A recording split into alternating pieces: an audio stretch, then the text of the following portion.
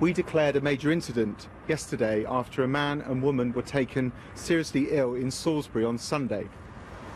They both remain in a critical condition. Due to the unusual circumstances, the counter-terrorism network will be leading this investigation. The investigation that's now underway in the UK sounds like a mystery crime thriller after a former Russian spy turned double agent and his daughter were found unconscious after they were exposed to what officials are calling an unknown substance.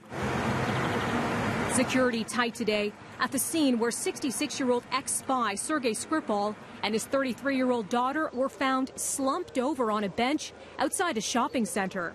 It's believed this CCTV footage shows the two shortly before they were discovered unconscious with no visible injuries.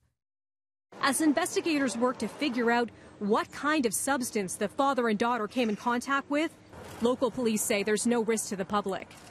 It's particularly shocking that an incident such as this appears to have happened on a quiet Sunday afternoon in our cathedral city. Some background now. Skripal was part of a spy swap on the tarmac of Vienna's airport in 2010, 4 years after he was convicted of treason in Moscow for betraying dozens of spies to British intelligence. Skripal was exchanged for Russian spies caught in the West and was given refuge in the UK.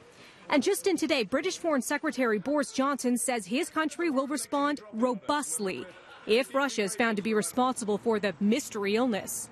If things turn out to be as many members, I think, on both sides of the House suspect that they are, I think we will have to have a serious conversation about our engagement with Russia.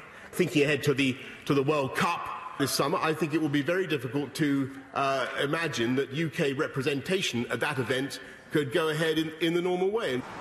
The Kremlin, calling the situation tragic, says it has no information but is ready to cooperate with Britain.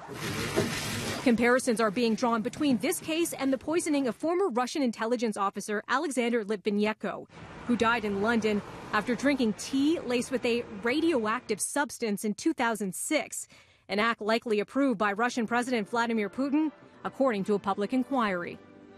Back to the current investigation. While London's counterterrorism unit is involved, police are pointing out that this case has not yet been declared an act of terror.